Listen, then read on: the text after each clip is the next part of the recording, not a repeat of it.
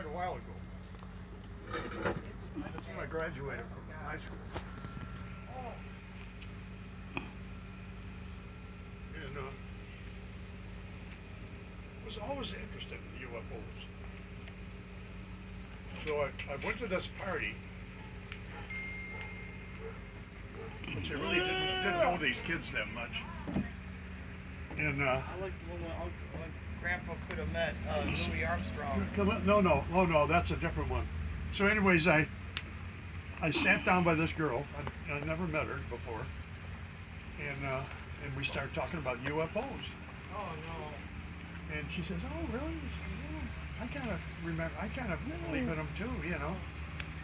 And I forget her name, but she said, "Oh, then they came around at this party." Whose phone's going off? Yours? And they coming around with a list for every girl, or every couple. They handed this piece of paper to her. She said, "Oh, it's a scavenger hunt. Oh, shit. Would you like to go with me?" Yes. You listening? I said, "Yeah." And she says, "We got to find some things off this list." I said, "Oh, okay." And I went to Grosse Pointe High, where they had a lot of rich kids there. This is one of these big homes. Oh well, he's fucking it up. No, keep going, please. Please.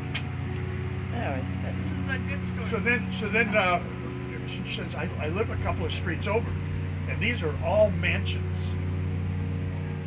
You know, these are homes. I said, "Wow, she must live In Grosse Pointe? Yes, and she must live in one of these big homes, you know."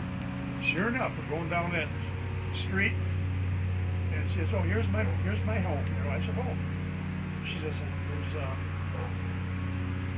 "Here, this is where I did." And I looked, it was a huge mansion. And we went up to her front door, and it was quite a stairs going to it, you know. And so we get to her front door, and she opens up the door, and I said, "Oh." She says, "Sit down here, Chuck." She said, I've got something I want to show you. It's my dad's. But if he knew I was showing you this, he'd kill me." And I said, "Oh, really?" She says, "Yeah." She says, and anyways, when she went upstairs to get this book, I looked at and here this is a giant front room, which is about from here to the street. That was their front room. Figure how big this house was. And in the middle of the rug was this little kid. And he must have been like maybe 5 years old or something. He had his legs crossed, sitting there. I'll never forget this. Can I tell a story, please? The kid's sitting there like this on the floor, staring into nothing. You know. I said, "What's he doing?" I said, "What's he doing?" She says, "Oh, he always does that." JP's one of them. You listening? So she comes down with this great big book, and I look, and it's got a black leather, looks like fishing, you know. So I started looking at it, and they had pictures of UFOs in them. I said, "What?" I said, "Are they real?" She says, "They sure are." I said, "Wow." So I'm going through it, and they had, every page had a different type of UFO on it, but they're all similar to what you see now. And then I saw some of the pictures were at these air bases. You know, our air bases with our guards around them inside of these big buildings, and they're UFOs that we had, and they're looking at them. I said, "Are these all real?" And she says, "Oh yeah." And I thought, "Oh wow." So then I give her the book back. She comes down. She said, I gotta get the book now. My dad saw me, he'd kill me. I said, well, okay. So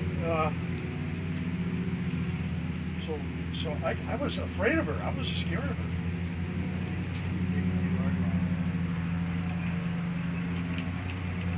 She had this, she'd stare right into your eyes. She had a starey look. It kind of scared me, you know. So then, it must have been like maybe a couple of weeks later, we changed in classes, like on a stairway. I was coming up or going down, one or the other, and I meet her and she grabs my arm. And she says, oh, Chuck, I gotta tell you something. And I can't even remember her name. I gotta tell you something. I said, what? Well, what is it, you know? She says, I gotta move. I said, well, where are you going? She looks at me like this. Far, far away. With a starey look to her. Oh my God, I had shivers up my back. Oh my God. And then a lizard tongue came out of Oh, her. shut up.